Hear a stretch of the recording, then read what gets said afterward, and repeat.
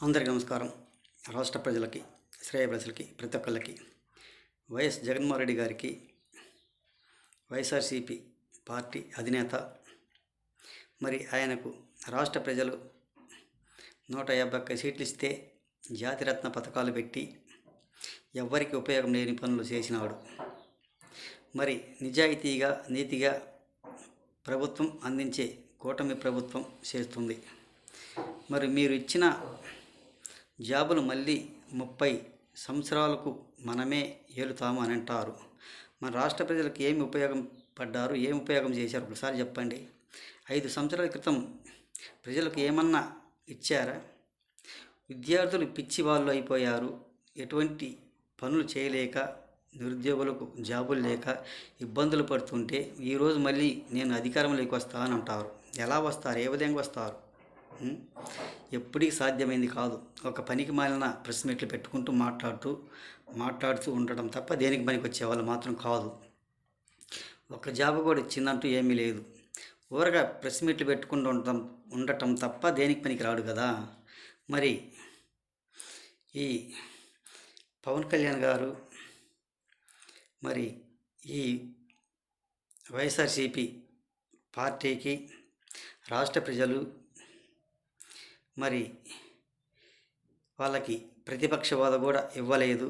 ఇవ్వనందుకు ఎవరేం చేస్తారు అన్నందుకు మరి పవన్ కళ్యాణ్ గారిని ఎమ్మెల్యేకి తక్కువ, కార్పొరేటర్కి ఎక్కువ అని అన్నాడు. మరి ఈయన దేనికి ఎక్కువ, దేనికి తక్కువ ఒకసారి చెప్పండి. రాష్ట్ర పాలన చేయని చేతగాక, అభివృద్ధి చేయని చేతగాక, నిరుద్యోగులు ఏడిపిస్తూ రాష్ట్ర రాజధాని లేకుండా చేసిన వ్యక్తి దేనికి పనికి వస్తాడు ఒక్కసారి చెప్పండి. జగన్మోహన్ రెడ్డి గారు ఎంపీటీసీకి తక్కువ, వార్డు నెంబర్కి ఎక్కువ, అటువంటి వాటికి పనికి వస్తాడే కానీ దేనికి పనికి వచ్చేవాడు మాత్రం కాదు. ఈసారి పులివెందులు కూడా అడ్రస్ లేకుండా గల్లత్తైపోతాడు, చిత్తు కొడిపోతారు. ఇటువంటి కుళ్ళు జోకులు, కుళ్ళు మాటలు మాట్లాడుకుంటూ ఉంటే రాష్ట్ర ప్రజలు ఊరుకోరు కదా. ఒక్కసారి చెప్పండి, ఆయన దేనికి సంబంధించిన వాడు? ఎంపీటీసీకి తక్కువ, వార్డు నెంబర్కి ఎక్కువ. ఊరికి ఇంతకుముందు కేఏ పాల్ గారు జోకర్ మాటలు మాట్లాడుకుంటూ, జోకర్ పనులు చేసుకుంటూ, జనాలు నవ్వించుకుంటూ ఒక కామెడీగా ఉంటారనుకుంటారు. మరి వైఎస్ జగన్మోహన్ రెడ్డి గారు కూడా దానికి పనికొచ్చేవాడే కదా.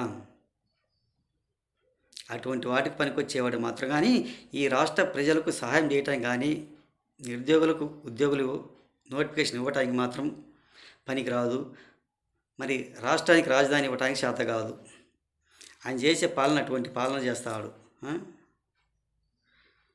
మూరకు తక్కువ, జానకు ఎక్కువ, అటువంటి వాడు పులివెందులో కూడా ఓడిపోవటానికి సిద్ధంగా ఉంటాడు, గెలవలేడు.